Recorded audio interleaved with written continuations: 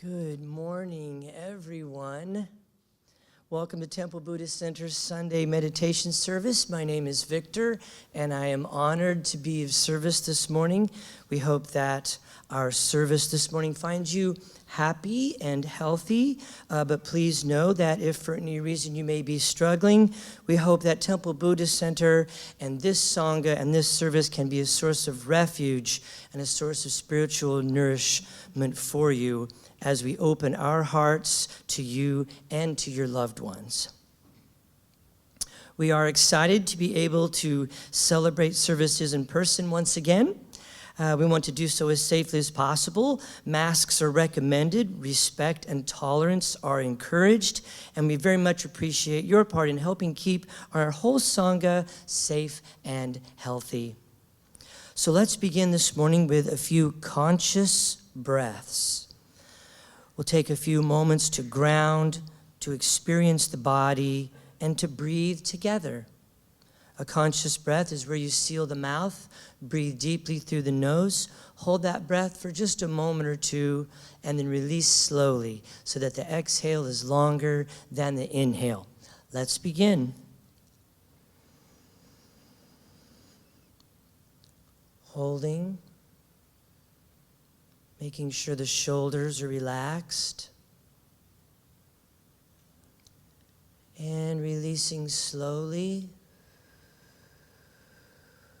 And as you release, take a moment to become aware of the body, to see what is present and live in the body in this moment. Whatever it is, we embrace the truth of this moment.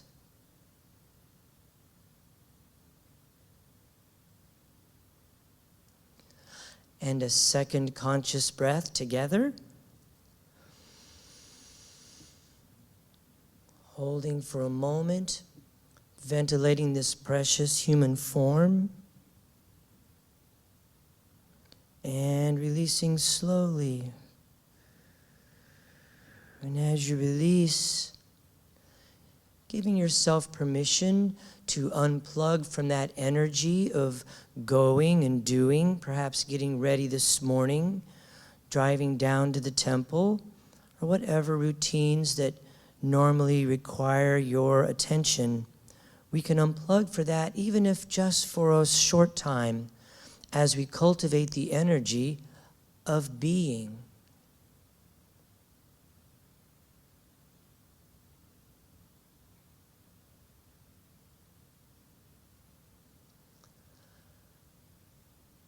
And a third conscious breath together.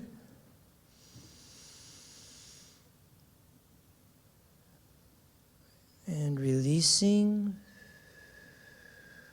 And as you release, allowing your awareness to focus on the present moment.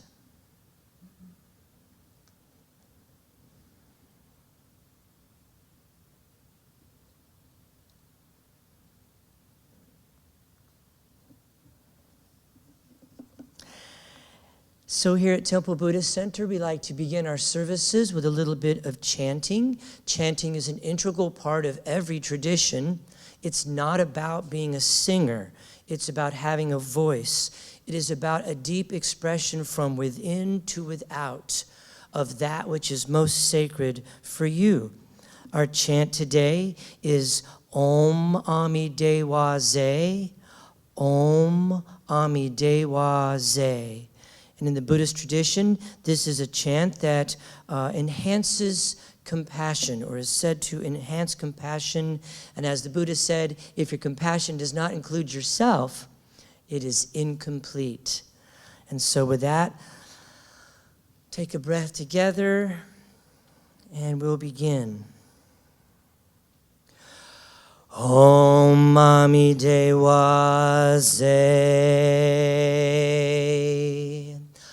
Om Ami Dewa Ze. Om Ami Dewa Ze. Om Mami Dewa Ze. Om Mami Dewa Ze. Om Mami Dewa Ze. Om Mami Dewa Ze. Om Mami Dewa Ze. Om Mami Dewa Ze. Om Mami Dewa Ze. Once more. Om Mami Dewa Ze.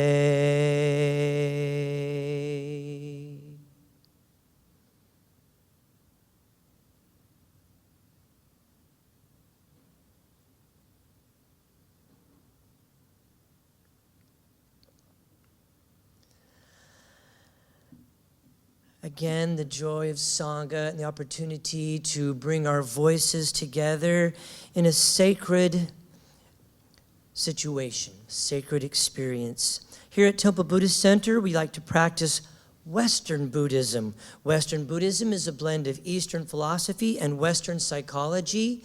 And this new form of spirituality is exciting, it is dynamic, it is growing and transforming, it is active, and it is inclusive. And so it is an opportunity for us to come together and participate in what some call the fourth turning of the wheel, or this new experience of Buddhism as it arrives in the West. Our goal here is not to get everyone to agree on a specific lineage or philosophy or sect of Buddhism, but rather it is on a shared experience of mindfulness, oneness, and love. Whether we are chanting together, sharing from the heart, or spending time in noble silence, we respect that you will participate at a level that is comfortable for you. And just a reminder, too, that for the service, we have cough drops, we have tissues, we have blankets, we also have listening devices, and all are available at the back of the meditation hall. There are also cushions up front for those of you that might like to perhaps sit cross-legged during meditation. Here at Temple Buddhist Center, we take refuge in the three jewels of the Buddhist practice and acknowledge these core values as expressions of the awakened mind, the Buddha, the Dharma, and the Sangha. We value awareness of our Buddha nature, as well as the Buddha nature of all beings, bringing a fresh new perspective to each and every precious moment. And the second jewel, the truth teachings that release us from fear and delusion and help us to realize the truth of who we are. That is the Dharma, which in Sanskrit or in Pali means truth.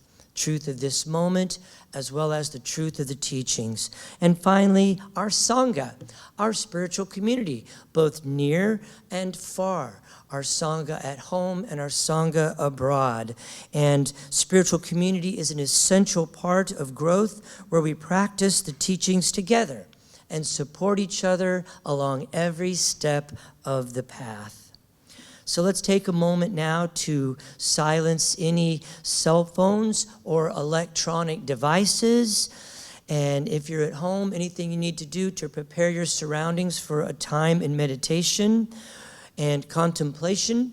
We're going to begin with the prayer of refuge, which we will recite 3 times for the 3 jewels. Let's begin with a conscious breath.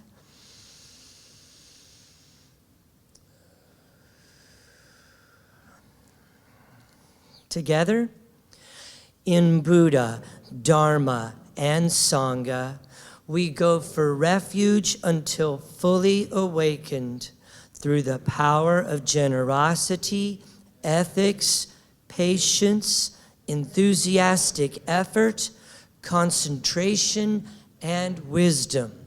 For the sake of all beings, may we realize and demonstrate our innate goodness. In Buddha, Dharma, and Sangha, we go for refuge until fully awakened through the power of generosity, ethics, patience, enthusiastic effort, concentration, and wisdom. For the sake of all beings, may we realize and demonstrate our innate goodness. In Buddha, Dharma, and Sangha, we go for refuge until fully awakened through the power of generosity, ethics, patience, enthusiastic effort, concentration, and wisdom. For the sake of all beings, may we realize and demonstrate our innate goodness.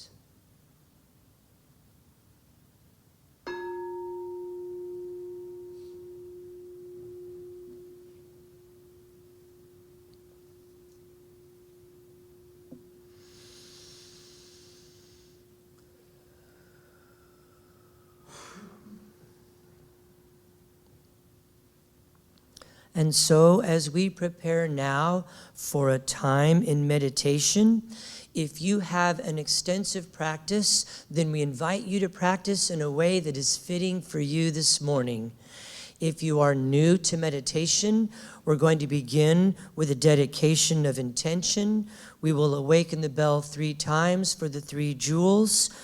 And then our teacher today, Ms. Nicoya Helm, will lead us in a brief guided meditation that's designed to assist you in moving into the stillness. Afterwards, we will ring the return bell, and then it will be time for today's Dharma Talk, or teaching. And so let's take one more conscious breath.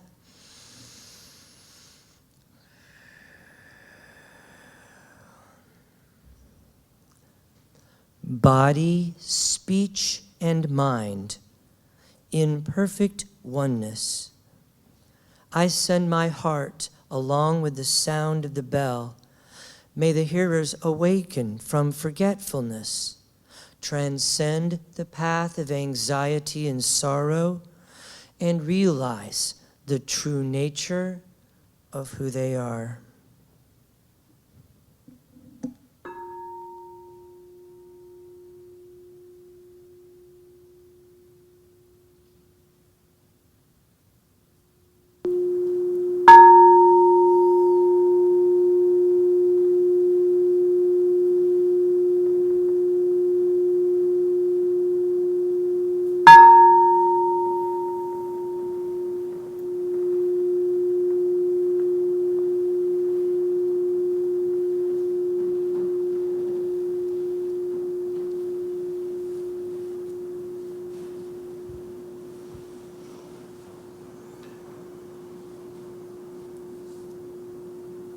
I invite you now to take a moment to arrange your posture and to sit like a Buddha. A Buddha has the qualities of playfulness, confidence, wisdom, clarity, bright, fresh awareness, calm, stability. And you have a Buddha nature. So invite that to manifest in your posture right now.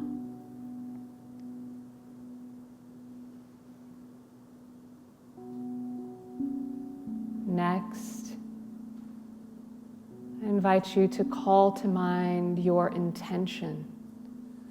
And this is not a striving goal. This is the why bother? This is the answer that you provide to the fill-in-the-blank question of I am here to meditate this morning because.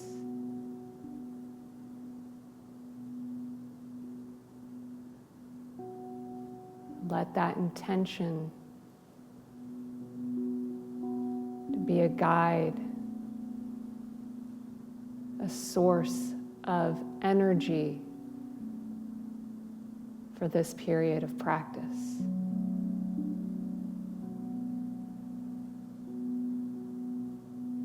And finally, I invite you to remember your inspiration. This could be a real figure, an archetypal image or being, or even something as mundane as a comic book character. But something that represents to you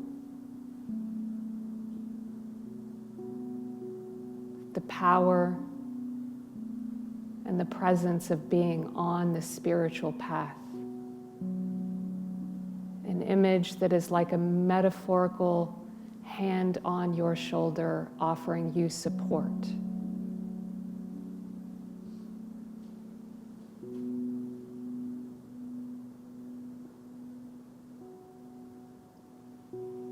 And if it feels appropriate, invite in another breath to draw in the full power of this posture, this intention, this inspiration.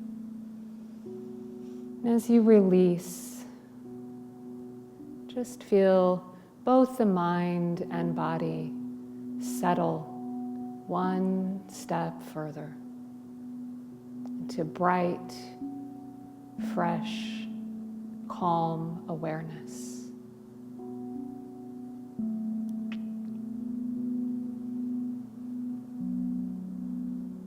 And as we move into the silence, if you have a practice, open and commit yourself fully to that. But if you would like some direction for these next few minutes, I invite you to begin to pass awareness through your body, maybe beginning at the head and scanning down through the face, the jaw, the shoulders, the neck, and continuing and noticing in particular any part of the body that feels what we might call restful. And restful could mean neutral, open, spacious, soft, gentle, boundless. And when you find any area of the body that is that way, rest your entire awareness to whatever extent possible in that experience. As if consciousness was not limited to just the mind, but could expand and inhabit that open spaciousness, that calm neutrality, wherever you find it in the body. And as you scan, you may think that there is no such place. But if you are listening to this meditation, that means you are breathing, you are awake, and you are aware, and that means there is more right than is wrong in your body. And these places of neutrality, they may just be as small and as single as the pinky finger, the very tip of the pinky finger, the very bottom of the left big toe. But that is still a place of refuge. And so for the next few minutes, rest in rest. Anywhere you find it in the wellness of your body.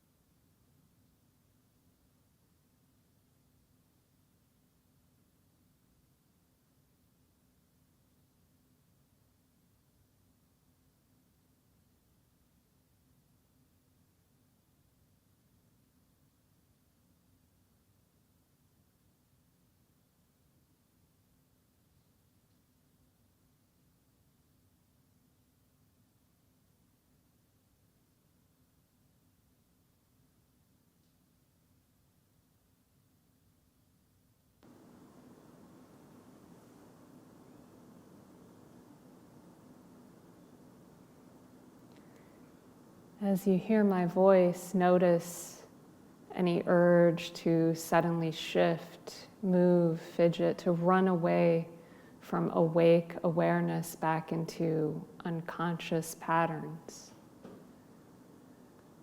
And instead, see if you can shift perspective and view the return of my voice not as a signal to end and to let go of awake awareness, but as an invitation to carry it forward.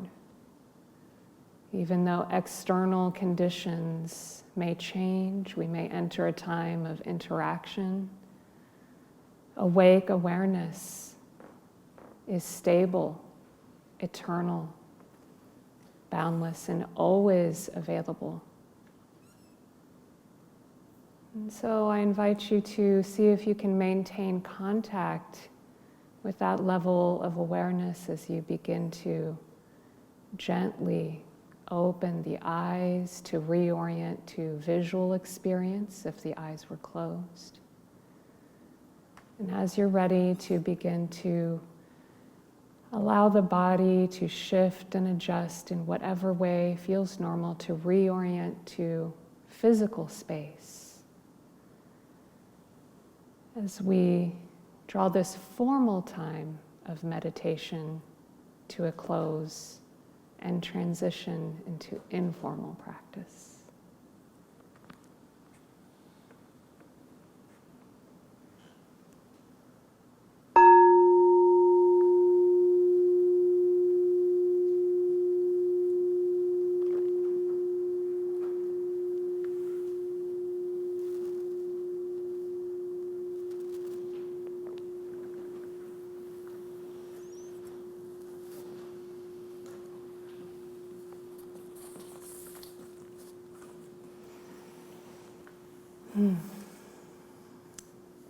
As I always like to say, welcome. It is well that you have come.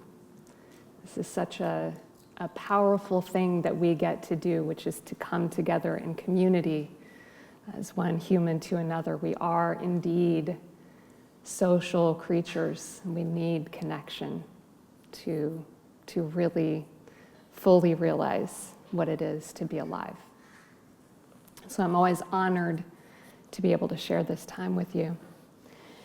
And we are starting off with a new year. There are new faces here, and it's always a time to kind of revisit the fundamentals. And a couple of months ago, I was on a virtual retreat, and since it was virtual, of course, it was open to people from all over the world, and it was really more of a secular mindfulness retreat, and so there were definitely people of all experience and knowledge levels. And as with all good retreats, it began with an orientation to let people get their retreat anxieties out and figure out what it was they were about to plunge into for the next few days.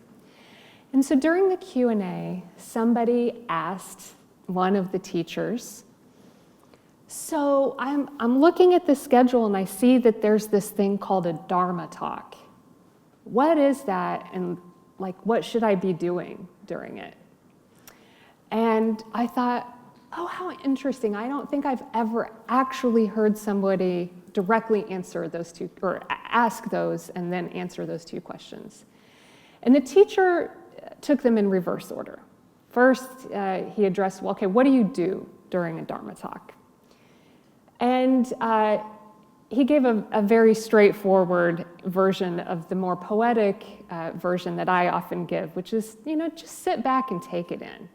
He says, I don't tell people to take notes. He said, don't take notes. Just sit back and take it in. First of all, because a Dharma Talk is probably not going to be as precious as you think it is. And second of all, because of what a Dharma Talk is. And so that raises the other question of, and in case you're wondering what my more poetic version is, if this is your first time here, it's, a Dharma Talk is like a gentle rain shower, and you are like a flower, and flowers don't chase the rain. They just open to whatever drops land on them. But you get the idea. It's to sit back and relax. but then he started talking about what is the nature of a Dharma talk. What is it, and why should you just sit back and relax during a Dharma talk?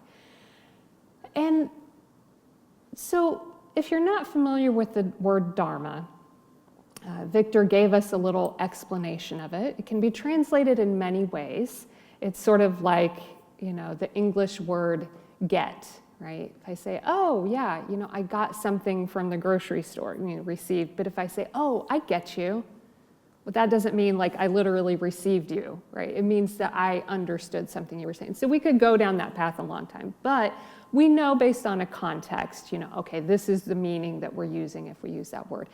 So 99% of the time in the context of Temple Buddhist Center, we are talking about the Sanskrit word dharma or the Pali word dhamma in the translation of truth. I prefer the word wisdom because I think wisdom represents sort of that idea of knowledge that is held in the core of your being. Right? It's not just held up here. It's not just like you've seen a picture of a strawberry and you have learned that the word for that picture is strawberry. It is the taste when you have bitten into a strawberry that's taken straight from the vine and you feel the sweetness and you bring it into your whole being. That experience of that understanding of a strawberry is a very different kind of understanding. And that's what Dharma is getting at, right? It's the wisdom that resides in the core of your being. And so ideally, Dharma talks are an attempt to transmit that wisdom. But this teacher pointed out, he said, great, that happens, awesome.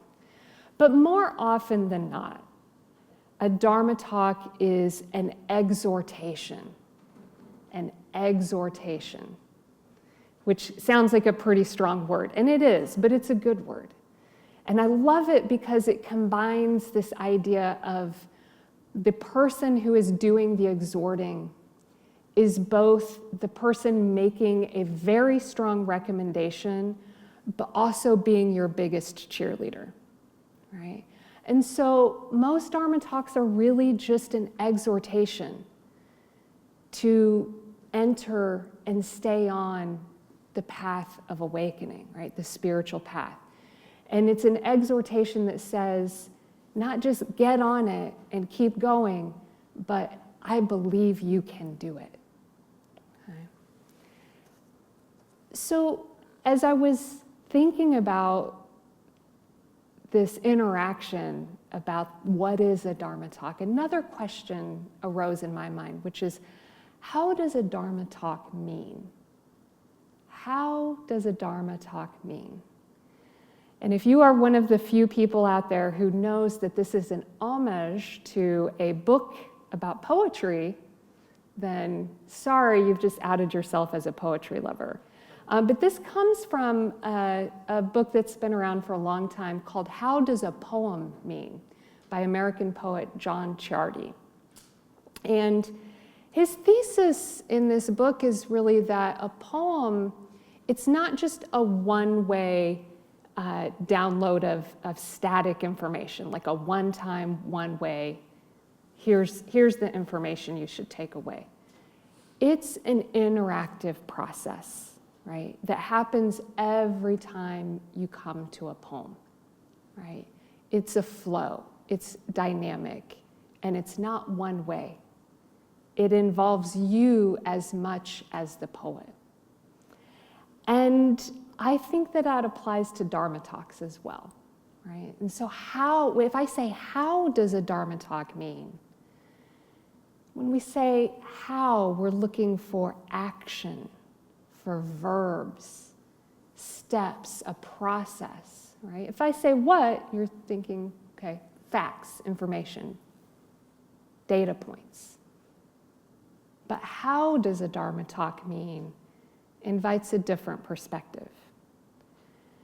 And so how does a Dharma talk mean? Well, it means through Sangha, through sacred connection, right? This idea, and if you think of the word transmission, trans means across, right? That there is some space between the person speaking and the person listening that needs to be bridged. And a Dharma talk is doing that over and over.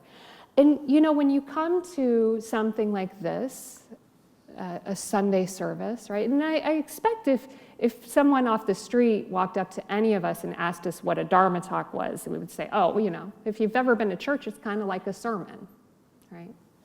Sure, yeah, exactly, right? And this has its cousins in all the great spiritual traditions, right? There's a time of formal teaching. But, you know, you come here, and so you expect it, just like you might go to church and you expect there to be some kind of wisdom, some power in the sermon. And because of that expectation, it creates a certain mood, right? You open your ears a little bit more. You open your heart a little bit more. You listen a little bit differently than you might to the clerk at the grocery store. And that changes things, right? It changes the way things can be transmitted between you and I across this distance. And the more you open, the more layers of Dharma begin to open to you. And that's the dynamic, that's the how, right? The process, the flow. And so that's the potential power of a Dharma talk. But I want to point out the potential limits of what I call the sage on the stage model, which is this idea that you need to come to this special place and hear a special person in order to receive Dharma. Okay, so the sage, right? So the supposed learned, wise person, the holder of the wisdom. The limitation there is, first of all, I joke about this. I've told Victor and our other common teacher here, Robert, many times behind the scenes that often the primary qualification to be the sage on the stage isn't wisdom. It's just a lack of fear of public speaking. So, I mean, if I asked right now, honestly, if I said, can you come up on this stage and for 1 minute talk about something you know about Buddhism, would you be like, yes, coach, put me in, I'm ready to go right now? Raise your hand if that's you. All right, there are 4 people in this room. All right, so we know who our qualified Dharma teachers are here. Yeah, exactly. So first of all, it's just being willing to get up on the stage, on the stage as a sage. And of course, there is actually a real qualification there. And it is not as grand as you would think. It is really just the fact that you have been on the path far enough and long enough to simply say, when you bump into somebody else on the path, hey, I've been up just around that corner. Notice I didn't say to the end of the path. I've just been up around that corner. And I'm here to tell you, first of all, that you can make it, keep going, and that it's worth it. That's really the only true qualification of being the sage on the stage. Is they've just been on the path just enough to be able to say, it's worth it, and you can do it, keep going. Exhortation, right? Exhortation, strong recommendation and strong support. The other potential limitation with the sage on the stage model is the stage itself, right? This expectation that it can only come from a special place and time, that the transmission of wisdom can only come from TBC Sunday service or from a special time that's listed on a schedule as a Dharma talk. And so I want to give a couple of counterexamples that I've experienced in my life of what we might call Dharma talks in the wild. And I experienced one actually just last night.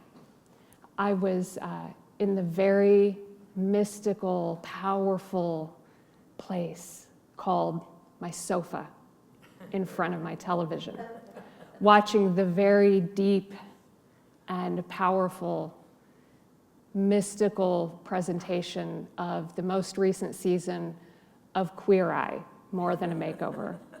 And if you're not familiar with this show, it's a show where 5 queer folk, known as the Fab Five, they come in and they meet someone who is in some way stuck in their life. And there's always these outward manifestations of it, right?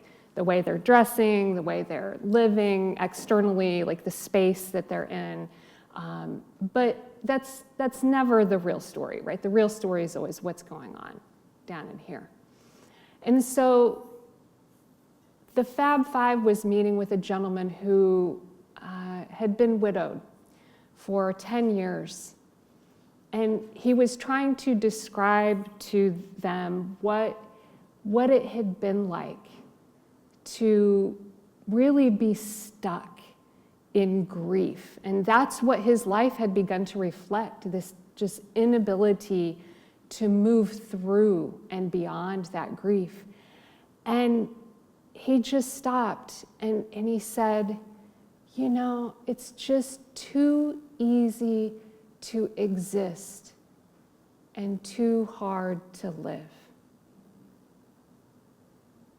And at that moment, I received that Dharma talk because I realized what it was like when he said that to be, I hadn't experienced his particular situation, but I have been in points in my life when I realized that it was all I could do to just go through the motions. And that's existing, but not necessarily living. And this gentleman, he was talking to these people. Yes, there was a camera there, but in that moment, there was a deep truth that reached into the core of my being from the core of his being. He wasn't speaking directly to me. He doesn't know I exist. But in that moment, you could say that he gave a Dharma talk, or maybe even the truth of Dharma talks is that when Dharma is really coming forth, it's coming from something deeper. It was coming from beyond him. And so another example, that's just one small example. And I think of that and I think, you know, like the title of the book by Celeste Nung, Little Fires Everywhere. Well, in a positive way, we could think there's little Dharma talks everywhere. Right? So I want to rewind to back when I was a very overworked and underslept college undergraduate for another Dharma talk I received in the wild. And at that time, I worked at a very well-known chocolate store right here in Kansas City, nearby in the tourist district of the plaza. And it was during the holiday season, during the Christmas season, which is a really, really busy time on the plaza.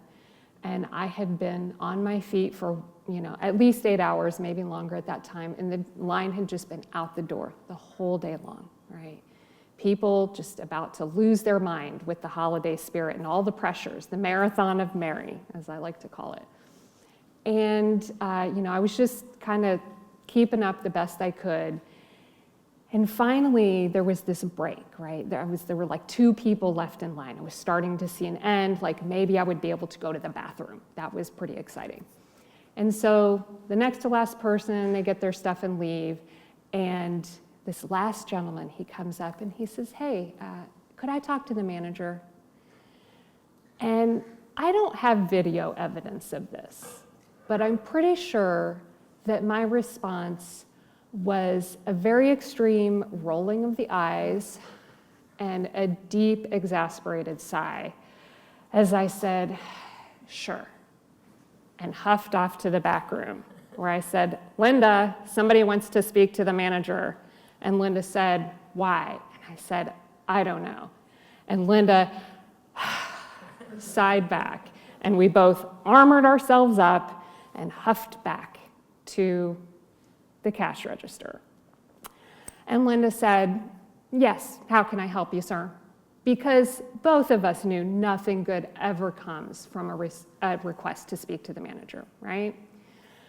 And he kind of leaned forward, and all of a sudden, this smile broke forth from his face, and he said, "I just wanted to tell you that this young lady is so fantastic. She is just doing the best job.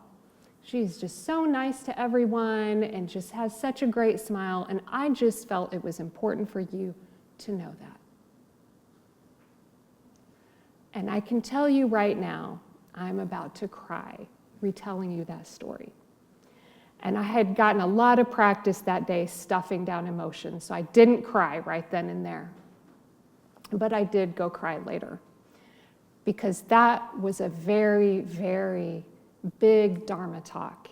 And to this day, perhaps the most meaningful Dharma talk I've ever received on kindness and compassion, because it cost that gentleman absolutely nothing but a few minutes of his time. And again, I don't have video evidence, but I'm pretty sure that nothing he said about my behavior that day was true. But he knew that it was potentially true, and it was somewhere there within me. And that was what he offered, and that was the wisdom that he reflected back to me in that moment. The trick with these types of Dharma talks in the wild is that you must be present to win. You must be open. The same way that you come here, you expect a Dharma talk here, and so you open a little bit more than you might out in the wild. But what is it that might be out there? What might you receive if you learn to look for and to listen for those Dharma talks in the wild? And so that's the question I want to leave you with today. What wonderful transmission of wisdom awaits you in the beautiful wilds of your everyday life?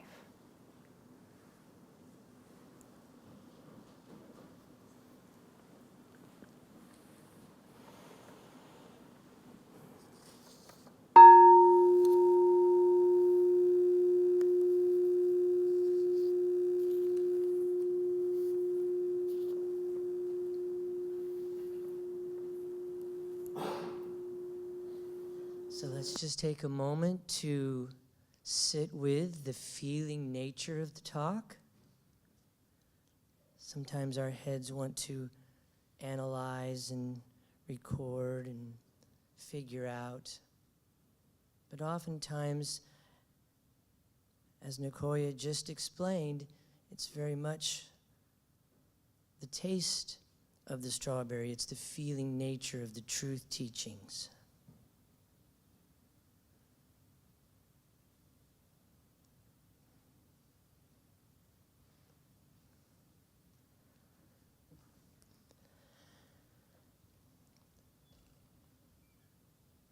And as we move into loving kindness practice, you might want to shift your posture or take a conscious breath or make an adjustment.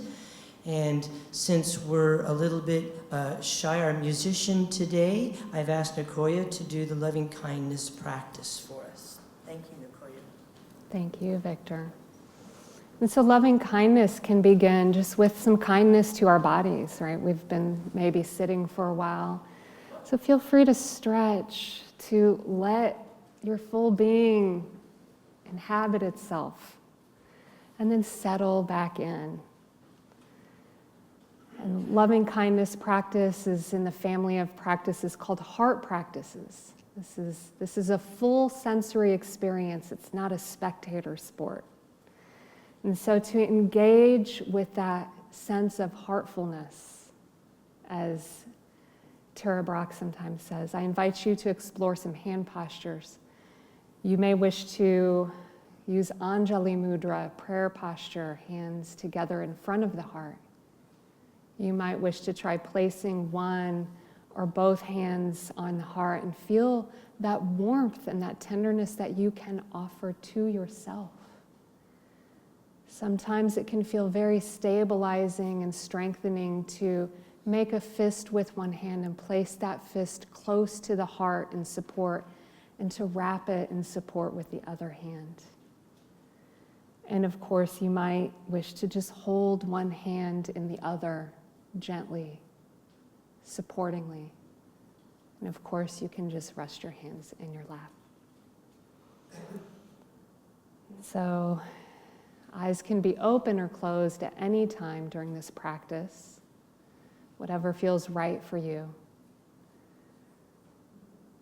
Taking a conscious breath in and knowing that with that breath, you are literally nourishing every cell of your body.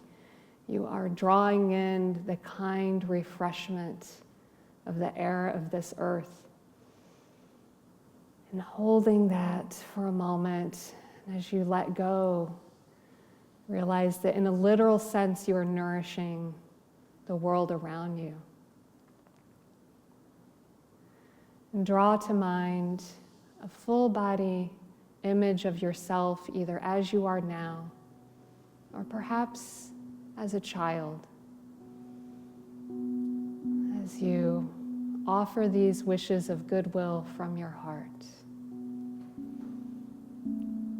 May I be filled with loving kindness. May I be safe from inner and outer dangers. May I be well in body and mind.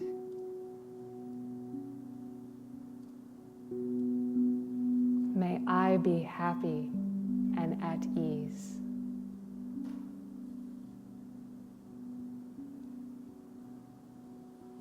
Drawing another conscious breath in and allowing that breath to expand both literally and figuratively the heart area.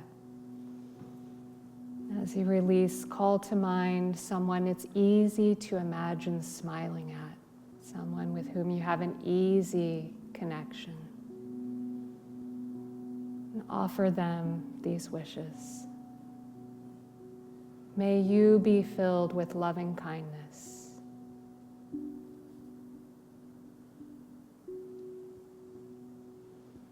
May you be safe from inner and outer dangers.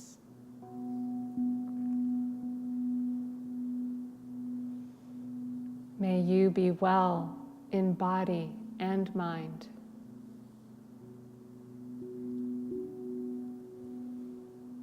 May you be at ease and happy.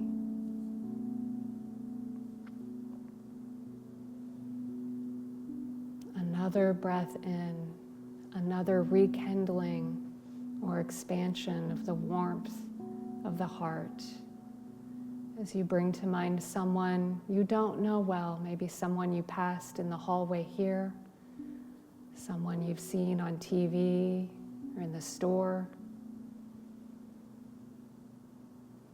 and offer these wishes. May you be filled with loving kindness.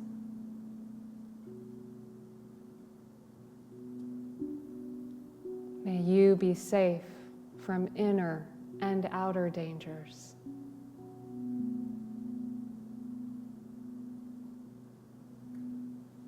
May you be well in body and mind.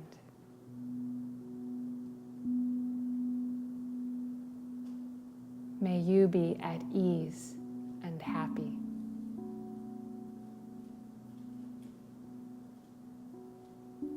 And with another conscious breath, drawing in that sense of support and nourishment as you call to mind someone with whom you have a challenging relationship, perhaps not the most challenging. But remember that if you and this other person were both truly at ease, that sense of challenge would dissipate and maybe even be gone. So a wish for their well-being is a wish for the well-being of all, including ourselves. So breathing in and breathing out and sending. May you be filled with loving kindness.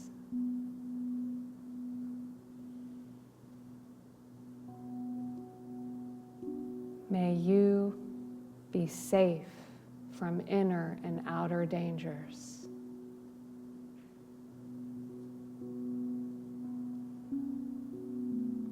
May you be well in body and mind. May you be at ease and happy.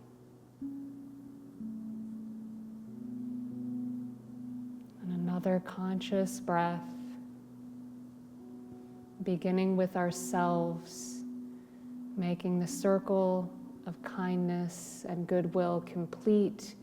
We spread that circle from ourselves outward to include everyone in this room, all beings in this building, all beings in this neighborhood, in this city. And every time we breathe, our heart expands that circle just a little bit further throughout the nation to encompass all beings on this planet, and perhaps even spreading beyond to include all beings known and unknown in all universes, known and unknown. May we all be filled with loving kindness. May we all be safe from inner and outer dangers. May we all be well in body and mind. May we all be at ease and happy.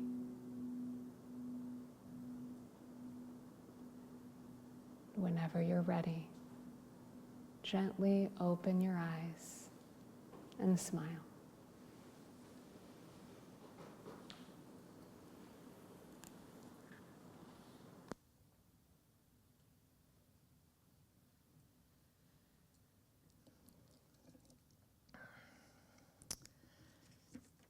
And so in the true spirit of the Buddhist practice of dana, temple services here are given freely.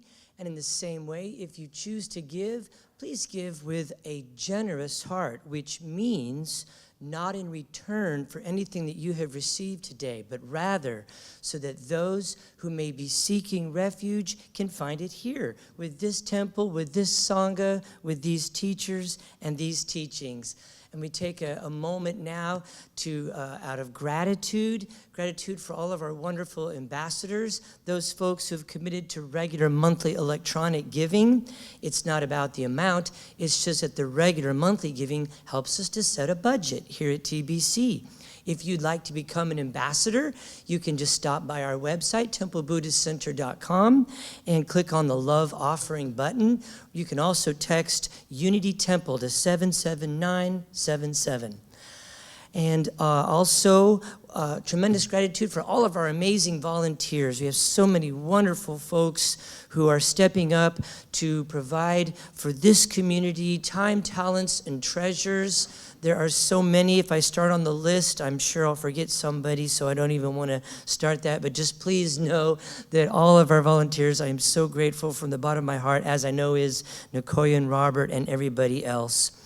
Also, thank you so much to Eric for being our media magic person, and especially thank you to each and every one of you for sharing your time, your presence, your practice with each one of us here at Temple Buddhist Center. We are the better for it.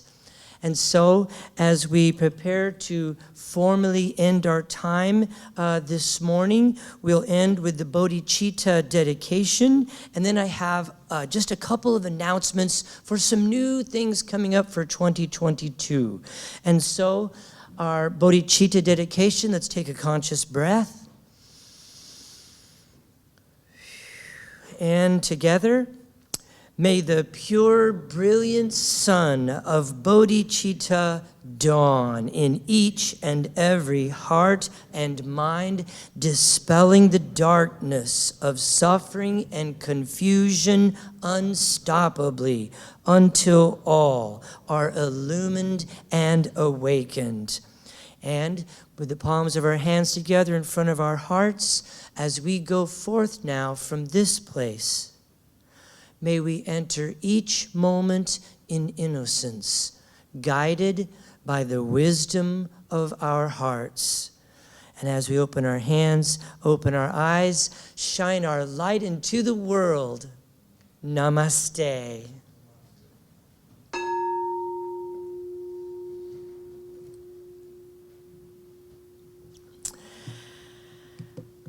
Again, thank you all so much. And just a couple things I want to point out here real fast. We've got several things. As most of you know, the first Sunday of every month is Helping Hand Sundays. So that has the little blue bags that each family is invited to take one. And if you encounter a person experiencing homelessness, you have a great bag full of essential items that you could give to them.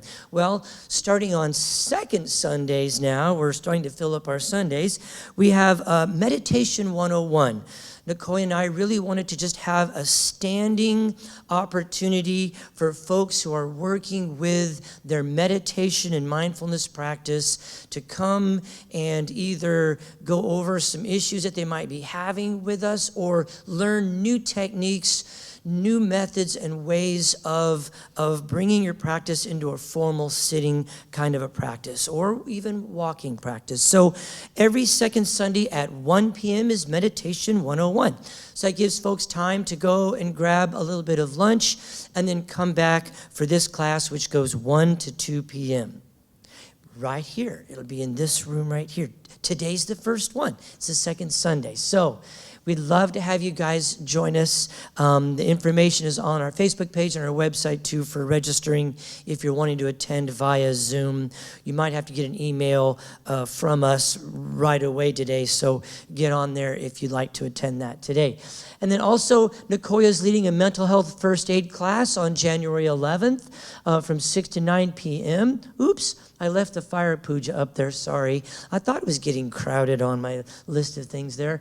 Also, we have the Buddha and Bean every Tuesday morning. We have our Buddhism and 12-step groups that meet at 12:30 on Sunday. Dave facilitates a group that meets 7 p.m. on Thursdays for folks who maybe need an evening spot. And we have a couple special events. There is Give Back Yoga. And this is happening on January 23rd at 10 a.m. And we're Zooming in some very special teachers of yoga. And this is a fundraiser, Give Back Yoga. What it does is there's a $10 fee for the class, but the money goes to purchasing mats for prisons, for shelters, for halfway houses, for all kinds of underserved, marginalized communities that would like to experience yoga. So it's really a wonderful program. It is January 23rd at 10 a.m. And then the other thing that I was going to mention to you, oh, wait, I have my sheet right here. There it is. Other thing, was we're looking at, save the date for May 18th to May 21st for our Wesak retreat. And that is the Vesak celebration, one of the high holidays in the Buddhist practice, celebrating the Buddha's birth, enlightenment, and transition. So I think that's everything I had on there. So again, thanks folks so much for being here with us today. And as you go into your day, peace and blessings.